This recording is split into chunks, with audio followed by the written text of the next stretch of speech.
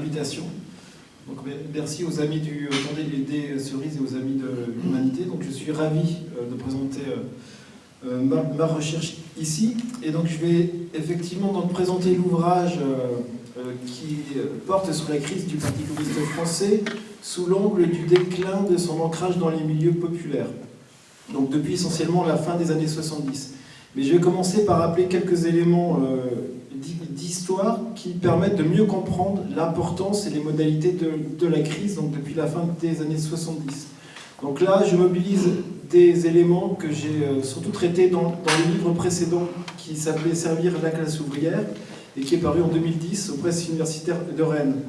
Donc c'était un ouvrage qui portait sur la période antérieure à la crise et surtout sur la période qui va des années 50 aux années 70. Donc il faut se rappeler qu'à ce moment-là, jusqu'à la fin des années 70, le Parti communiste français est le premier parti de gauche en France et il est perçu comme le parti de la classe ouvrière. Il a cette image dans l'opinion. Et si les dirigeants communistes pouvaient apparaître comme des porte-parole de la classe ouvrière, c'était en raison de leur discours de valorisation de la classe ouvrière. Ils s'engageaient au nom de la classe ouvrière et diffusaient l'idée d'une fierté ouvrière dans les mondes populaires. Mais c'est surtout parce qu'ils étaient eux-mêmes issus de milieux ouvriers. C'est-à-dire que les militants communistes ne cherchaient pas simplement à représenter la classe ouvrière, à parler à son nom, mais ils cherchaient à la mobiliser, à lui donner le pouvoir. Et donc les cadres du Parti communiste ont travaillé à la promotion d'un personnel politique d'origine populaire. Ils ont formé une élite ouvrière qui a accédé à des postes de responsabilité dans l'organisation, dans ses réseaux, les syndicats et les associations, et aussi dans les institutions publiques. Dans les mairies notamment.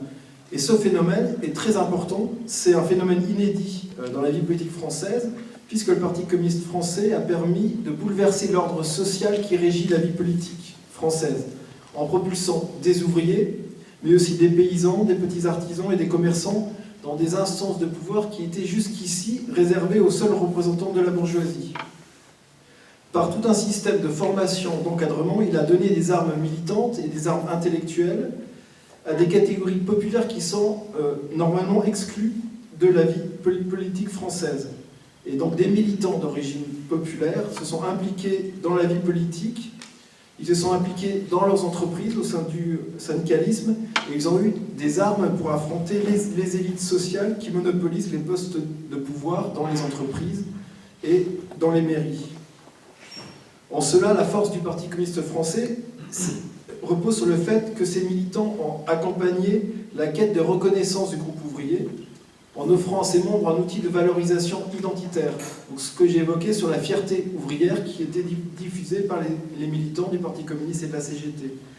Mais il a offert aussi un formidable outil de valorisation et de mobilité sociale dans le sens où, pour beaucoup d'ouvriers et de paysans qui avaient une scolarité courte, l'engagement au sein du Parti communiste et de ses réseaux offrait un outil de promotion sociale. Ça répondait à des aspirations culturelles pour des catégories populaires qui sont très tôt exclues du système scolaire. Donc il y avait un caractère populaire et ouvrier de l'organisation qui était très important. Donc ce n'était pas un aspect secondaire, mais c'était un aspect central. Il y avait continuellement la réflexion sur l'origine sociale des militants et sur qui étaient ces dirigeants du Parti de la classe ouvrière, et donc il fallait que ce soit des dirigeants ouvriers. Le but, c'était tout simplement d'inscrire le projet politique dans les pratiques militantes. Le projet communiste, c'est l'émancipation des travailleurs par eux-mêmes. Le but d'inscrire le projet dans l'organisation, c'est de faire en sorte que cette émancipation, elle commence déjà maintenant dans l'organisation, en faisant en sorte que les porte-parole de la classe ouvrière soient eux-mêmes issus de la classe ouvrière. Donc ce n'est pas un aspect secondaire, c'est un aspect central, ce n'est pas qu'un aspect d'organisation, c'est un vrai aspect de projet politique et un vrai aspect idéologique. Donc c'est à partir de ce constat-là que je démarre dans le second livre, donc qui s'appelle « Le communisme désarmé, le PCF et les classes populaires depuis les années 70 ». Donc au départ, je rappelle ce constat pour en venir à la question donc, de la crise du Parti communiste français, qui s'accompagne d'une crise de son ancrage dans les milieux populaires. Donc pour faire simple, il y a différentes chronologies, mais la plus simple, c'est la chronologie qui commence à la fin des années 70, dans le sens où depuis la fin des années 70, depuis 78 et 79, il y a un déclin continu du Parti communiste français. Un déclin en termes d'effectifs militants et aussi un déclin électoral. En même temps qu'il y a ce déclin, il y a une perte d'emprise dans les milieux populaires et un certain embourgeoisement du monde communiste, dans le sens où progressivement les militants d'origine populaire, qu'ils soient ouvriers ou employés, se font d'autant plus rares que l'on monte dans la hiérarchie de l'organisation. Il y a une certaine inversion, et s'il reste des militants ouvriers, ils sont plutôt aux échelons de base. Donc bien sûr, ce n'est pas comparable avec ce qui se passe dans les autres formations politiques, où là il y a toujours eu une très forte sélectivité sociale, y compris pour les partis de gauche comme le Parti socialiste et les Verts, qui sont des partis qui recrutent leurs dirigeants au sein de la bourgeoisie culturelle, voire au sein de la bourgeoisie économique. Mais ce décrochage du Parti communiste français à l'égard des milieux populaires a une résonance particulière parce que c'était un parti qui se revendiquait de la lutte des classes et donc de l'émancipation des travailleurs par eux-mêmes. Donc c'est une évolution qui est à mon sens importante et qui nous renseigne sur ce décalage aujourd'hui entre la gauche et les classes populaires. Donc l'ouvrage, c'est essayer de voir comment on peut comprendre ce décrochage dans les milieux populaires, comment expliquer cette évolution.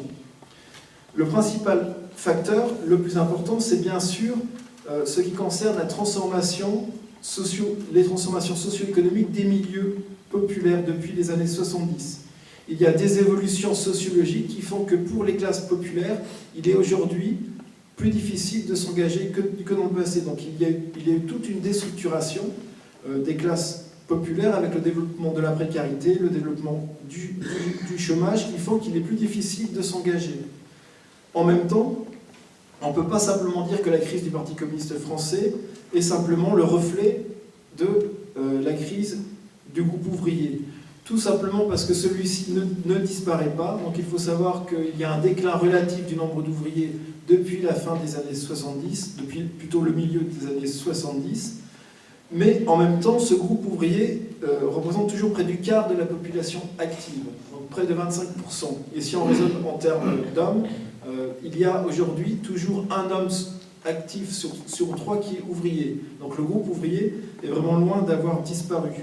En plus, le déclin des effectifs du Parti communiste est beaucoup plus rapide que l'érosion de la classe ouvrière.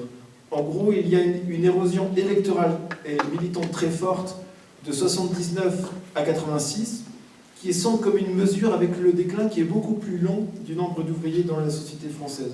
Donc il y a bien des questions politiques aussi, de désengagement, qui jouent et pas simplement le fait que le monde ouvrier disparaîtrait. Ensuite, si le groupe ouvrier décline relativement depuis les milieux des années 70, il y a un autre groupe populaire qui s'est développé, qui est celui des employés. Il y a des nouvelles figures populaires qui ont émergé dans les services, du côté des employés, qui expriment tout simplement la féminisation du salariat d'exécution. Le groupe des employés s'est développé du côté des classes populaires et pas du côté des classes moyennes comme on l'a très longtemps cru, notamment dans les années 50 et 60. On a longtemps cru que les employés allaient se développer du côté des employés de bureau, des agents administratifs, donc ce qui peut former ce qu'on a appelé les classes moyennes. Or, la plupart des figures d'employés sont des salariés subalternes d'exécution, donc des femmes qui travaillent sur des métiers subalternes dans les services et qui, au fait, contribuent à la recomposition des classes populaires. Les employés et les ouvriers sont deux groupes très très proches, et ça on le voit tout simplement par la composition des ménages populaires en France, où en général, lorsque dans le ménage il y a 2 personnes actives, souvent l'homme est ouvrier et la femme est employée, puisque les ouvriers sont à 80% des hommes et les employés sont à 80% des employés. Donc c'est plutôt du côté de la recomposition des classes populaires, de leur diversification qu'il faut comprendre la difficulté à maintenir un parti communiste influent, mais pas du côté de la disparition de la classe ouvrière. Il y a plutôt une recomposition au sein des classes populaires. Et cette recomposition, elle se fait effectivement en défaveur de l'engagement militant, puisqu'il y a tout un ensemble de facteurs qui constituent des freins à l'engagement militant pour les ouvriers et les employés. Donc il y a tout d'abord l'éclatement de la classe ouvrière, qui auparavant était relativement uni autour du groupe des ouvriers qualifiés de la métallurgie, qui avait un rôle très important, comme ici, par exemple avec Michelin, et qui avait un rôle structurant pour les classes populaires. Et ce sont ces ouvriers qualifiés de la métallurgie, de l'automobile, de la sidérurgie, de la construction navale, que l'on retrouvait comme permanents ouvriers, comme dirigeants ouvriers au sein du Parti communiste français. Donc ce groupe perd sa centralité au sein des classes populaires. Un autre facteur, c'est la relégation spatiale des classes populaires qui sont reléguées dans le périurbain ou dans les espaces ruraux, donc ils sont exclus des centres-villes. Comme autre évolution, donc juste pour évoquer quelques facteurs rapides mais importants, il y a également le développement de la scolarité, de l'emprise scolaire, qui fait que le rôle d'instance de rattrapage scolaire que j'ai évoqué en introduction joue beaucoup moins aujourd'hui, puisque même pour les classes populaires, ils ont une confrontation beaucoup plus longue à l'ordre scolaire. Comme autre facteur, il y a l'affaiblissement du syndicalisme et d'une manière générale, l'efficacité accrue des stratégies patronales pour diviser les collectifs de travail. Il y a une fragilité en fait, du mouvement ouvrier d'une manière générale, et donc on peut comprendre la crise du Parti communiste français tout simplement comme un des éléments de la crise plus générale du mouvement ouvrier. En plus, le déclin du Parti communiste français exprime également l'épuisement d'une séquence d'intense politisation de la société française dans les années 68. Donc ce qu'on appelle les années 68, c'est les années 60 et 70, qui sont des années très particulières avec une très forte politisation dans les milieux populaires, mais aussi chez les professions intellectuelles. Alors que dans tous ces milieux, il y a une dépolitisation qui émerge dans les années 80. Il y a bien sûr également une offensive idéologique néolibérale qui touche toute l'Europe dans les années 80. Et il y a bien sûr également les bouleversements de l'ordre international, avec notamment l'implosion du système soviétique. Donc tout ça, ce sont les facteurs externes qui fragilisent le mouvement ouvrier français, qui fragilisent le Parti communiste français, et qui peuvent permettre de comprendre donc, le déclin de son ancrage dans les milieux populaires. Donc ce sont des facteurs externes, et en même temps, à mon sens, il y a également des facteurs internes, et dans l'ouvrage, donc je mets l'accent plutôt sur ces facteurs-là, c'est-à-dire les facteurs internes dans le sens où je pense qu'il y a également des choix stratégiques et idéologiques qui ont été pris au sein de l'organisation et qui ont également constitué des freins pour le maintien des militants d'origine populaire ou des freins pour l'arrivée de nouvelles catégories populaires dans l'organisation. Donc ce n'est pas simplement une évolution générale qui s'impose à ce Parti communiste français, mais également une évolution interne. Alors sur ces choix stratégiques et idéologiques, on peut commencer par le discours, par l'évolution du discours du Parti de la classe ouvrière. Donc il y a différentes séquences, je vais surtout en évoquer deux. Donc on peut commencer par ce que tu avais évoqué sur le côté discours misérabiliste qui émerge à la fin des années 70. Donc c'est une séquence assez courte, c'est essentiellement 76 et 77, avec notamment la campagne des cahiers de la misère et de l'espoir. C'est une séquence courte mais qui est importante. C'est une séquence où le parti va se présenter de plus en plus comme le porte-parole des pauvres, des plus défavorisés, et non plus comme le porte-parole de la classe ouvrière héroïque et combattante de 36 ou de la libération. Il va mettre l'accent sur les exclus, sur les précaires, sur les pauvres. Donc on peut considérer que c'est positif parce que c'est une première prise en compte des effets du recul de l'État social dans les quartiers populaires où il y a effectivement un développement de la pauvreté. Donc c'est important, mais en même temps, ce discours misérabiliste, il est en décalage avec les militants ouvriers qui se reconnaissent difficilement dans cette image dévalorisante qu'il aurait renvoyée. Puisque comme je l'ai évoqué, les militants ouvriers du Parti communiste français sont surtout issus des fractions qualifiées, voire très qualifiées de la classe ouvrière, avec des aspirations d'ordre culturel importantes. Or là, ce qui est renvoyé, c'est une image plutôt misérabiliste. Il y a la mise en avant des pauvres, surtout dans le contexte électoral. Le but, c'est de marquer l'écart avec le Parti socialiste qui progressivement devient le premier parti de gauche en France. Donc c'est pour ça qu'il y a un accent qui est mis sur les pauvres. Et en même temps, donc, cela entraîne une rupture importante dans le mode de légitimation sociale des dirigeants communistes. Donc ça, c'est très important. C'est que lorsque l'on cherche à parler au nom des pauvres et des exclus, on se met à parler au nom de populations qu'il faut aider. Et on ne cherche pas spécialement à les mobiliser ou à leur donner le pouvoir. Là, le but, c'est pas de donner le pouvoir aux pauvres dans l'organisation. Donc il y a une évolution qui fait qu'on vient à militer au nom de catégories qui elles-mêmes ne sont pas mobilisées. Donc pour faire simple, on passe de la lutte des classes à la réduction de la pauvreté. Une autre évolution du discours qui est plus importante et qui s'opère surtout à partir des années 90, c'est que progressivement le Parti communiste français ne vise plus à donner la priorité aux classes populaires, donc à la classe ouvrière, mais il entend désormais s'adresser à tous et à représenter la société française dans sa diversité. Donc il y a une vision de la société en termes de classe qui tend à s'effacer derrière des thématiques consensuelles autour de la citoyenneté, de la recréation du lien social. En soi, le projet d'émancipation des travailleurs par eux-mêmes laisse place à une rhétorique humaniste qui est largement partagée par le reste du monde associatif et politique, surtout à gauche. Donc là, ce qui est crucial, c'est pas tant que le Parti communiste français ait abandonné la référence à la classe ouvrière, puisque celle-ci n'a effectivement plus la même pertinence aujourd'hui qu'il y a 30 ou 40 ans, puisqu'on l'a vu, il y a eu de fortes évolutions. Mais en même temps, ce qui est crucial, c'est le fait que les représentants communistes ont peut-être eu tendance à délaisser la réflexion sur les rapports de classe et sur l'organisation de la lutte par ceux-là même qui subissent la domination.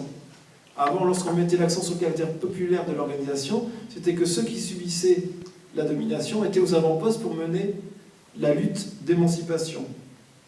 Donc là, cette réflexion, en abandonnant donc la priorité donnée à la classe ouvrière, il y a aussi un abandon des thématiques de classe d'une manière générale, et donc une difficulté à prendre en compte les classes populaires contemporaines et leur recomposition. Donc on peut prendre différents exemples, je vais en évoquer deux. Un exemple de manière très rapide, on y reviendra je pense dans la discussion, c'est la distance par rapport aux nouvelles générations populaires issues de l'immigration, puisque le Parti communiste français a constitué historiquement un outil important de mobilisation de défense des travailleurs immigrés et des enfants d'immigrés, surtout issus d'Europe méridionale, surtout dans les années, des années 30 aux années 60, alors qu'il éprouve ensuite des difficultés à maintenir son influence dans les nouvelles générations ouvrières, qui sont formées en partie de travailleurs originaires du Maghreb. Donc ça, c'est une rupture importante.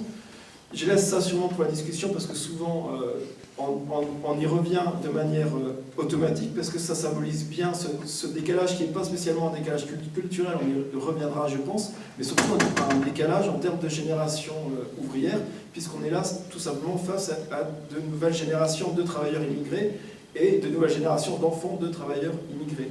Alors qu'il faut savoir que le Parti communiste français a surtout été créé par des enfants de travailleurs immigrés, donc enfants d'Espagnols, d'Italiens, de Portugais, donc il y a eu une rupture ensuite par rapport à ces nouvelles générations. Donc on y reviendra sûrement dans la discussion. J'aborde un autre cas, parce que celui-ci est vient beaucoup moins directement à l'esprit, qui est le cas des femmes, donc qui est intéressant puisqu'il y a une forte féminisation de l'organisation communiste, qui est longtemps l'organisation politique française la plus féminine. Elle se féminise de manière précoce dès la fin des années 70, et il y a une parité dans les organismes dirigeants du Parti communiste dès les années 2000, avec sous notamment l'impulsion de Marie-Georges Buffet. Donc il y a une forte féminisation, une prise en compte de la lutte contre la discrimination liée au genre, et en même temps, donc c'est pour ça qu'il y a un lien avec ce que j'ai dit précédemment, il n'y a pas de réflexion sur le recrutement militant des femmes des milieux populaires, en lien avec les nouveaux visages du salariat d'exécution que j'ai évoqué précédemment. C'est-à-dire que la féminisation du salariat, le développement du groupe des employés femmes, s'est faite surtout du côté des agents de service des collectivités, des employés de commerce, aides-soignants, personnel des services à la personne, donc du côté de ces fractions populaires. Or, la féminisation du Parti communiste, elle concerne très peu ces fractions populaires, elle concerne surtout, au fait, les franges les plus diplômées qui appartiennent aux classes moyennes, voire aux classes supérieures. C'est-à-dire qu'on n'est pas du côté des employés de service que j'ai évoqué, mais plutôt du côté des professions intermédiaires de l'éducation et de l'animation socio-culturelle, et surtout des cadres de la fonction publique. Donc il y a une réussite qui est la féminisation, et en même temps, derrière, ça cache un échec dans le recrutement de militants d'origine populaire. En fait, plus généralement, c'est que la question de la représentation militante des classes populaires devient secondaire, alors que, comme je l'ai évoqué, c'était une question qui était centrale dès la fondation du Parti communiste en 1920. Et progressivement, dans les congrès, il est rarement fait mention de la nécessité de donner le pouvoir aux militants d'origine populaire, soit dans l'organisation, soit dans les mairies. Et lorsqu'on parle de classe populaire, c'est essentiellement sous l'angle des enjeux électoraux. Le but, c'est d'avoir une reconquête électorale des classes populaires.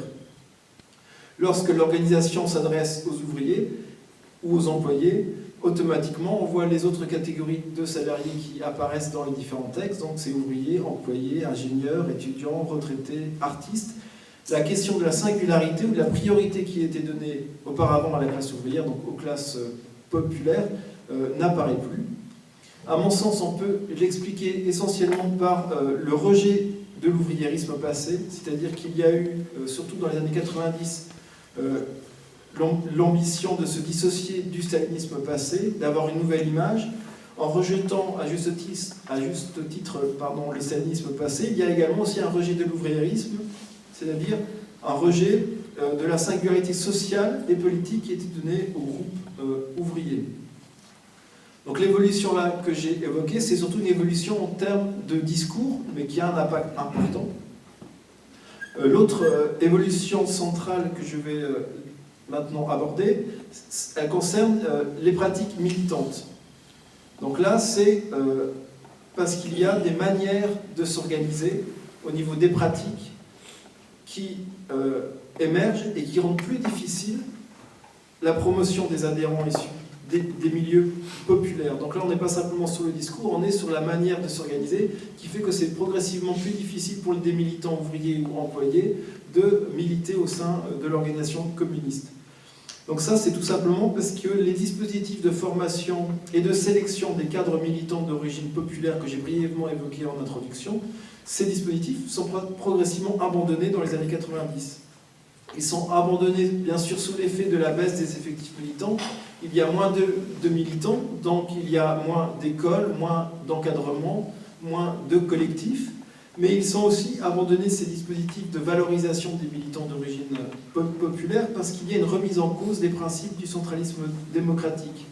Donc là, c'est la même chose. Il y a un rejet du stalinisme passé, de la pratique qui était souvent autoritaire du centralisme démocratique, mais en même temps, il y a un rejet général des dispositifs de formation et de valorisation des militants qui avaient quand même une efficacité importante, qui permettait de valoriser les militants issus des entreprises et les militants donc issus des milieux populaires.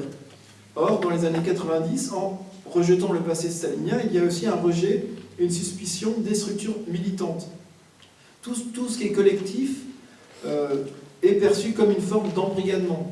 Donc, c'est notamment le cas pour les écoles qui tendent à disparaître ou à perdre leur fonction d'éducation populaire.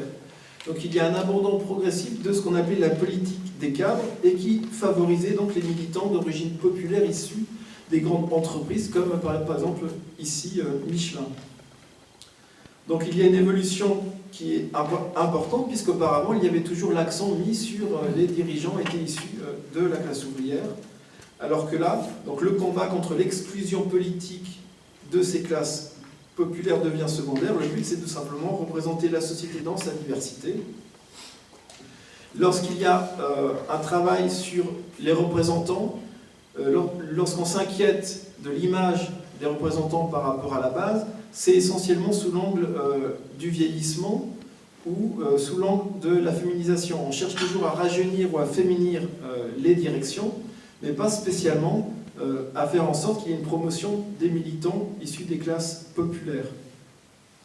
Le résultat de cette évolution, il est très simple, c'est que comme on se soucie moins que par le passé de l'origine sociale des militants, les logiques élitistes de fonctionnement de la vie politique, ce que j'ai évoqué en introduction, donc le fait qu'il y ait une exclusion politique des classes populaires au profit des catégories bourgeoises, ça revient tout naturellement en force au sein du Parti communiste français. Donc c'est vraiment pas une stratégie, c'est pas conscient, mais le simple fait qu'on met plus l'accent sur les militants d'origine populaire, ce sont les militants les moins populaires qui vont être aux avant-postes. C'est-à-dire que ceux qui ont un capital culturel, ceux qui sont à l'aise dans la prise de parole, comme les enseignants ou les cadres, se trouvent tout naturellement en première place dans le parti. Et c'est pour ça que progressivement, on trouve dans les réseaux militants, dans les réseaux municipaux du Parti communiste, surtout des professions intermédiaires et des cadres des administrations publiques et des entreprises publiques qui prennent le pas sur les catégories populaires. Ce sont ceux qui s'estiment comme les plus compétents ou ceux qui sont vus comme les plus compétents dans le métier politique qui sont valorisés.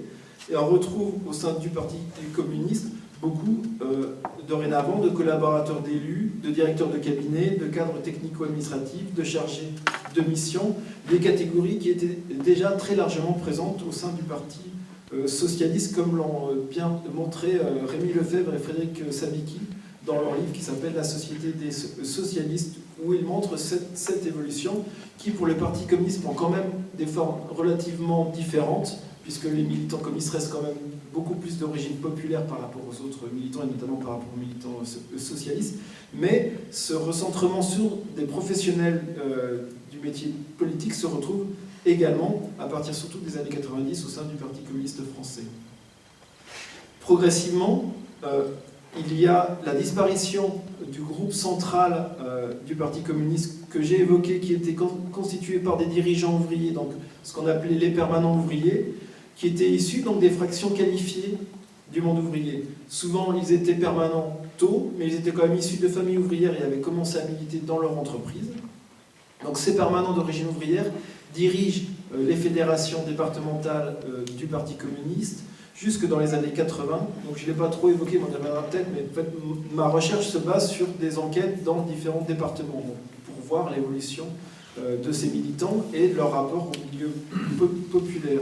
Donc ce qui apparaît très fortement dans les différents départements, c'est qu'il y a des permanents ouvriers qui restent dirigeants jusque dans les années 80, et progressivement ils sont remplacés par un nouveau groupe de dirigeants communistes, de nouveaux responsables communistes qui sont issus du monde des collectivités territoriales, qui ont une trajectoire scolaire, professionnelle et militante étroitement associée au monde des collectivités territoriales. Donc scolaire parce que de plus en plus ils sont diplômés de la gestion politique locale, donc autour notamment de la politique de la ville. Professionnel parce que souvent ces dirigeants sont entrés dans la vie active d'abord sur des postes dans des municipalités communistes, et militantes parce qu'ils ont commencé à militer dans le cadre de collectivités locales gérées par le Parti communiste français. Donc pour faire simple, on passe des usines aux collectivités locales, de permanents d'origine ouvrière à des responsables qui sont plutôt des cadres territoriaux. Donc c'est autour des collectivités territoriales que se restructure et survit le communisme contemporain, autour de cet univers spécialisé et non pas autour des réseaux syndicaux, dont la place s'est réduite au sein du monde communiste, tout comme celle du militantisme en entreprise. Donc il y a une matrice essentielle à l'engagement des classes populaires au sein du Parti communiste, qui est celle de l'engagement syndical, de l'expérience des inégalités sur le lieu de travail qui s'érode. Et pour faire simple, le dernier dirigeant national du Parti communiste à être passé par la CGT, c'est tout simplement Georges Marchais, donc qui dirige le Parti communiste de la fin des années 60 à 1994 et qui a eu des responsabilités au sein de la CGT de la métallurgie en région parisienne. Ensuite, les nouveaux dirigeants sont plutôt issus donc, du monde des collectivités territoriales, et c'est surtout le cas de Robert Hue, donc, qui devient dirigeant national en 1994, qui est le premier maire communiste à devenir dirigeant du parti. Et Robert Hue doit toute son image, sa carrière interne au fait qu'il est le responsable de l'Association nationale des élus communistes et républicains. Donc c'est autour de la question des élus communistes que sa trajectoire s'est constituée en interne. Donc progressivement, on passe à ce monde des collectivités locales avec très peu de culture syndicale pour les nouveaux dirigeants. Et s'il y a eu un passage par le syndicalisme, c'est plutôt un passage par le syndicalisme étudiant. Et c'est notamment le cas de Marie-Georges Buffet, donc, qui succède à Robert Hue, qui a été militante et responsable syndicale à l'UNEF.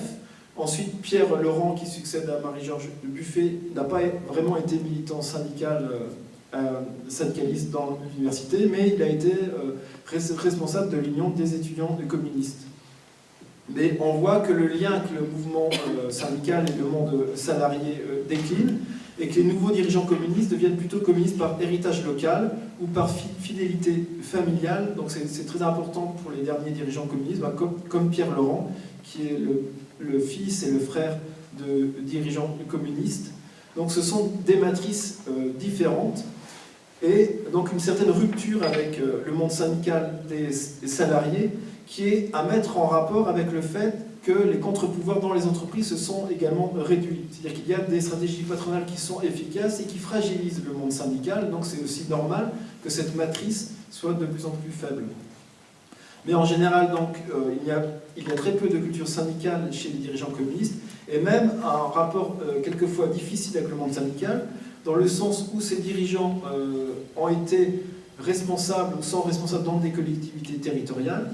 Donc ils sont plutôt généralement cadres de la fonction publique territoriale, et les syndicalistes sont plutôt en face, c'est-à-dire que les militants de la CGT dans les collectivités territoriales se recrutent surtout dans les catégories C, donc dans le personnel d'exécution, chez ces employés que j'ai évoqués, qui sont une nouvelle figure populaire. Donc souvent il y a des décalages avec une CGT ancrée dans les milieux populaires qui peut appeler des actions syndicales, et en face ils ont des communistes qui appartiennent plutôt au monde des cadres intermédiaires, voire supérieurs. Donc cette évolution, elle fait que, logiquement, la stratégie électorale devient centrale, puisque les dirigeants communistes sont étroitement liés au monde des collectivités locales. Ils mettent l'accent sur les enjeux électoraux. Ils sont donc souvent élus, et en étant élus, il y a la recherche d'une relation directe avec les populations locales. On va mettre l'accent sur la société civile, sur la démocratie participative, et il va y avoir une tendance à dévaloriser les ressources militantes, à dévaloriser l'engagement de terrain et les réseaux militants. On peut faire par exemple appel à des experts diplômés de la politique de la ville ou de la communication. On va valoriser des savoirs gestionnaires, en même temps qu'on va dévaloriser les ressources militantes et l'engagement des militants locaux. Donc il y a une évolution qui fait en sorte que ce sont des professionnels de la politique qui dirigent le Parti communiste français. Donc là, il faut bien avoir à l'esprit que le fait qu'il y ait des professionnels de la politique, c'est pas complètement nouveau, dans le sens où les permanents ouvriers des périodes passées vivaient également de la politique. Ils faisaient de la politique leur métier, ils avaient arrêté de travailler en entreprise, ils étaient devenus permanents, donc c'est ce qu'on appelle les permanents ouvriers, mais en même temps leur professionnalisation dans le sens où ils vivent de la politique, de leur engagement. En même temps, c'est une professionnalisation autour de compétences militantes. Ils apprennent à tenir un meeting, rédiger un tract, animer une réunion, et ils diffusent ces compétences militantes. Alors que leurs successeurs se professionnalisent autour de savoir-faire techniques gestionnaires. Ils sont professionnels de la gestion publique locale, ce qui n'est pas véritablement la même chose. Les nouveaux dirigeants du Parti communiste français sont davantage insérés dans le monde politique local administratif et moins dans l'espace de mobilisation militante. Ce profil, donc autour des collectivités territoriales, il est notamment lié à la professionnalisation de l'administration communale et intercommunale, qui est un processus qui marginalise les classes populaires et qui touche l'ensemble des partis, et notamment donc le Parti communiste français. Il y a tout un développement des structures intercommunales, une technicisation, une dépolitisation de l'action publique locale, et donc là on voit un effet direct au sein du Parti communiste français. Et c'est l'évolution de ce profil, il est aussi lié au fait qu'il y a un maintien relatif du communisme municipal autour d'une élite locale. Donc là j'en viens à mon dernier point, qui est la question du rôle et de la place des élus communistes au sein du monde communiste. Parce qu'il y a effectivement un relatif maintien des élus communistes locaux par rapport au déclin général de l'organisation. Je vais évoquer pour terminer la question donc, du pouvoir pris par les élus. Donc c'est une question qui est complexe, et il ne faut pas être schématique par rapport à cette question-là, puisqu'il ne faudrait pas estimer que c'est l'implication du Parti communiste dans le jeu institutionnel qui pose un problème. Il ne faudrait pas estimer que c'est parce qu'il y a des élus communistes qu'il y a un problème. Le problème, à mon sens, donc, le problème, quand je parle de problème, c'est le problème de ce rapport de plus en plus distancié aux classes populaires. Donc le problème, c'est que progressivement, le Parti communiste français tend à se réduire à ses élus. Le fait qu'il y ait des élus, c'est plutôt une force pour le Parti communiste français, et son implantation dans les milieux populaires dans les périodes passées reposait surtout sur ces élus municipaux et sur toutes ces organisations municipales et de masse dans les quartiers populaires et les villages. Mais là, progressivement, il y a une réduction du Parti communiste français à ses seuls élus. Alors, il y a deux mouvements qui expliquent cette réduction.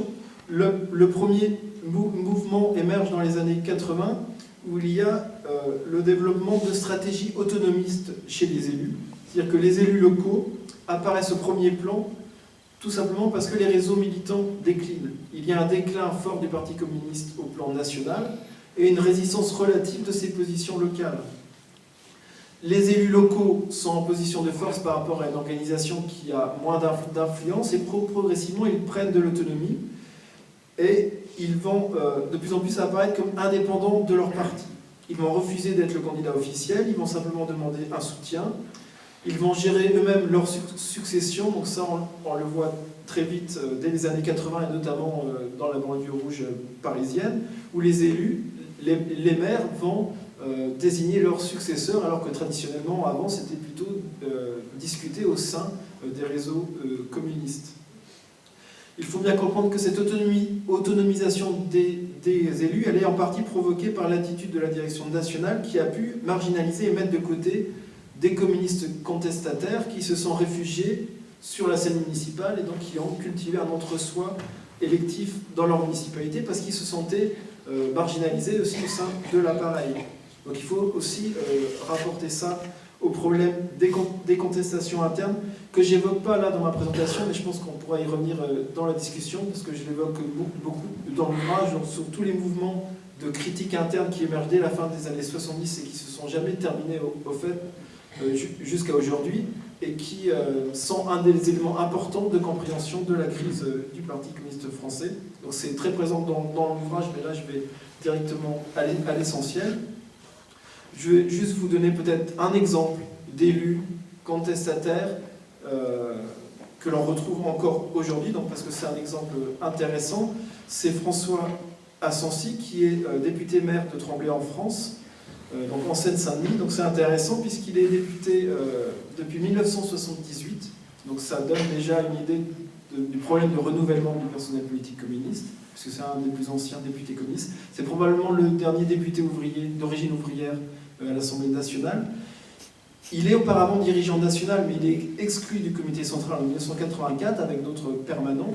Et donc il a tendance à se replier effectivement sur son fief électoral et gérer avec d'autres rénovateurs ou reconstructeurs ou refondateurs ensuite leur collectivité territoriale. Mais c'était effectivement avant un dirigeant national. Donc ça c'est le premier mouvement qui fait que les élus deviennent de plus en plus autonomes au détriment de leur ancrage dans l'organisation. Le deuxième mouvement est très important, c'est un mouvement qui apparaît à la fin des années 90, qui est le fait qu'il y a la remise en cause d'une règle historique de fonctionnement de l'organisation communiste, qui est une règle historique très importante, qui a été instaurée en 1920 et qui est même à l'origine presque de la scission du Parti communiste par rapport à la SFIO et à l'émergence de l'organisation communiste, qui est le fait que les dirigeants ne sont pas élus. Il y a toujours eu un partage des tâches entre les permanents ouvriers, qu'on dit politique, on dit permanents politiques, puisqu'ils sont cadres d'appareil, ils sont rétribués par l'organisation. Ce sont des cadres d'appareil, des permanents politiques. Leur fonction, c'est d'animer l'organisation sur leur territoire et de contrôler et d'encadrer les autres engagements associatifs, donc c'est tous les militants qui sont dans les associations, organisations de base, comme l'Union des femmes françaises par exemple, engagement électif pour ceux qui sont élus, donc ceux qui sont élus, permanents syndicaux pour ceux qui sont, ou syndicalistes pour ceux qui sont engagés dans leur entreprise, et au centre vous avez les permanents politiques qui sont cadres d'appareil et qui se mobilisent avant tout pour coordonner ces différents engagements, idéologiser, politiser ces engagements autour de la lutte de classe et autour du fait que le parti est central. On peut être militant CGT, militant associatif, élu dans sa municipalité. Il ne faut pas perdre de vue qu'on est là avant tout au nom du parti et pour l'engagement dans la lutte des classes. Or, cette répartition, elle est remise en cause à la fin des années 90, puisqu'il y a tout simplement la volonté de maintenir l'appareil à un moment où c'est difficile financièrement et de plus en plus difficile de rétribuer, de financer ces permanents politiques. Donc ces permanents politiques, dans les fédérations, ils sont appelés, surtout à partir des régionales de 98, ils sont appelés à se présenter sur les listes aux régionales dans le cadre d'une alliance avec le parti socialiste. Le but, c'est qu'ils accèdent à des mandats électifs pour être rétribués par leur mandat électif. Donc dans la quasi-totalité des fédérations, on voit que les permanents fédéraux, donc départementaux, deviennent progressivement des permanents élus. Donc pas des permanents politiques, mais des permanents élus qui vivent de leur mandat électif. Donc c'est vraiment une évolution importante, puisque vous avez un des segments du monde communiste qui devient central, ou plutôt vous avez la disparition du segment qui était central, les permanents politiques qui essayaient d'homogénéiser les engagements. Donc ça a deux conséquences très importantes. Une conséquence que j'évoque dans le livre à partir notamment de la Meurthe-et-Moselle et de l'Allier, qui sont deux départements intéressants, puisque un est plutôt ouvrier et l'autre plutôt agricole, et qui sont des départements, le Parti communiste français est encore très influent. Progressivement, le centre de gravité du communisme local va se déplacer. Le centre de l'engagement communiste, c'est plus la fédération, le siège fédéral, mais c'est l'hôtel du département, c'est le conseil général. Donc pour donner juste l'exemple de l'Allier qui est proche, c'est que progressivement, les dirigeants communistes ne se réunissent plus à Montluçon, qui est la ville ouvrière, qui est la ville berceau du mouvement ouvrier local si on veut, mais à Moulins, dans une cité administrative. Et les réunions importantes se font plutôt du côté du cabinet du président du conseil général, autour des élus et de leurs collaborateurs.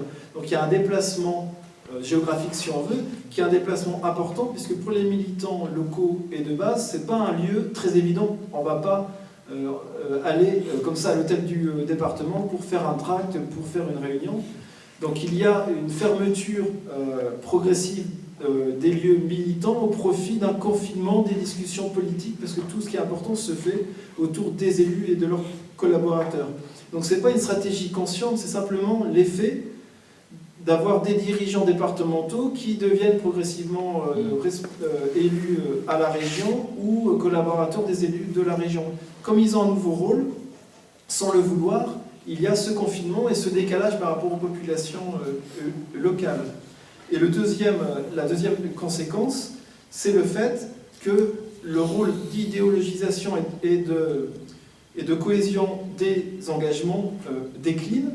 C'est-à-dire que progressivement, on observe un éclatement de la sociabilité communiste locale, il y a un éclatement des écosystèmes communistes locaux, puisque progressivement, les militants vont chacun militer dans leur coin. Donc pour faire simple, il y a des militants qui vont surtout militer dans leur entreprise avec la CGT, des militants bénévoles qui vont militer au sein du Secours populaire ou de la Confédération nationale du logement, des militants plutôt intellectuels qui vont être attaques aux amis du monde diplomatique ou aux amis de l'humanité, et des militants communistes qui vont être plutôt au fait élus, qui vont se retrancher sur les collectivités territoriales. Donc il y a une segmentation des différentes causes, associatives, syndicales, électives, qui contribue à une dépolitisation. On perd de vue l'engagement idéologique, soit à l'une des classes ou sur la question des rapports de force locaux, de la conquête du pouvoir d'État, alors qu'avant, les permanents politiques avaient comme mission essentielle d'organiser les réseaux militants. Là, comme il s'agit de permanents élus, leur mission essentielle, et c'est normal, c'est de contribuer au fait qu'ils ne perdent pas leur mandat et qu'il y ait un renouvellement de leur base électorale. Ce qui est embêtant, c'est que cette segmentation par cause, donc chacun milite dans son coin sur des thématiques différentes, par exemple ça peut être sur la thématique de la Palestine, sur la thématique du droit des femmes, donc il y a moins de cohésion autour d'un projet d'émancipation collectif. Mais le plus embêtant, c'est que cette segmentation des causes est aussi une segmentation sociale, dans le sens où ce ne sont pas les mêmes catégories que l'on retrouve dans ces différents engagements. Et vous avez donc les militants plutôt ouvriers qui sont du côté de la CGT dans leur entreprise, Du côté des mairies et des dirigeants communistes, on est plutôt dans le monde des professions intermédiaires et des cadres de la fonction publique. Du côté des militants intellectuels, on est plutôt à attaque ou dans les réseaux, comme les amis du monde diplomatique. Du côté des bénévoles modestes, on les retrouve plutôt du côté du Secours populaire français ou des comités de locataires, sont que même sachent souvent qu'ils sont dans des organisations communistes. Que l'éclatement est tellement fort, c'est qu'aujourd'hui, par exemple, le Secours populaire français est présenté comme une organisation humanitaire, et beaucoup de bénévoles ou de militants n'ont pas conscience qu'ils sont dans une organisation qui était traditionnellement insérée dans la sphère d'influence communiste, et dont le dirigeant est toujours communiste, mais même le dirigeant ne met plus en avant cette question-là, si bien qu'il y a une diversité, donc à la fois idéologique et sociale. Donc il y a un éclatement qui va avec la professionnalisation des élus communistes et des cadres communistes, qui va dans le sens d'une autonomisation de ces élus par rapport aux militants, mais aussi donc par rapport aux populations locales, qui restent très majoritairement populaires, puisque dans les collectivités locales gérées par les partis communistes, on se trouve dans des régions très populaires. Je vais juste terminer pour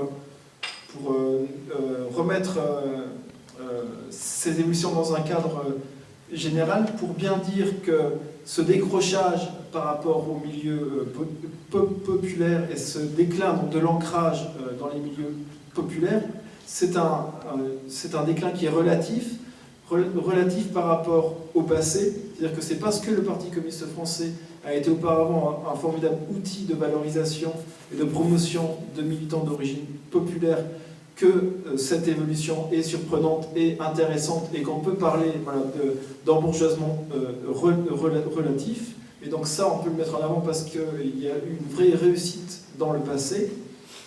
Ensuite, cette évolution, elle est relative aussi, parce que dès que l'on met ça en rapport avec ce qui se passe ailleurs, on est vraiment encore très très loin de l'embourgeoisement général de la vie politique française, dans le sens où les élus communistes et les dirigeants communistes ne ressemblent pas socialement à ceux des autres formations politiques, parce qu'il faut rappeler que les élites, même si on reste qu'au niveau local, que les élites municipales du Parti socialiste et surtout de l'UMP se recrutent très largement dans la bourgeoisie économique, parmi les professions libérales, parmi les hauts fonctionnaires, alors que dans le cadre du Parti communiste français, on n'est vraiment pas du côté de ces catégories-là.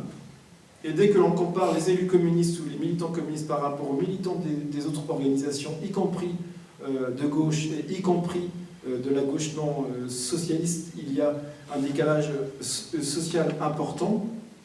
Donc souvent, on trouve notamment des élus et des militants communistes qui appartiennent aux professions intermédiaires, donc ce qu'on appelle les classes moyennes, c'est-à-dire qu'ils sont techniciens, assistantes sociales, instituteurs. On est du côté des classes moyennes, et ces classes moyennes sont de moins en moins représentées dans la vie politique française, qui est plutôt monopolisée par des représentants des classes supérieures. Et lorsque l'on retrouve toujours quelques ouvriers agricoles, intérimaires de la métallurgie, agents des collectivités locales, aides soignantes, aides à domicile dans différentes municipalités, on se rend compte que souvent, ils étaient candidats sur les listes soutenues par le Front de gauche et le Parti communiste français. Et c'est très visible pour les prochaines élections. Lorsqu'on regarde la liste des candidats pour les élections cantonales, vous avez énormément de militants ouvriers syndicalistes qui sont présents sur les listes, qui sont présentés par le Parti communiste dans le cadre du Front de gauche. Souvent, ils sont présentés simplement comme représentants de la société civile ou militants syndicaux, mais en fait, ils sont très proches du Parti communiste français. Mais ils sont généralement sur des cantons qui ne sont pas gagnables, ils ne sont pas sortants. C'est-à-dire que vous avez un décalage très fort entre les candidats communistes sortants, qui appartiennent aux catégories que j'ai évoquées, donc essentiellement cadres de la fonction publique territoriale, plutôt âgés, et ces jeunes candidats qui montrent qu'il y a un renouvellement, mais qui sont dans des circonscriptions où la gauche est minoritaire et où le Parti communiste est plutôt faible. Donc il faut quand même nuancer ce que j'ai évoqué. Dès qu'on fait des comparaisons avec les autres organisations, le Parti communiste français reste quand même une organisation très populaire, mais quand on regarde l'évolution historique, on ne peut que repérer un déclin de son ancrage dans les milieux populaires.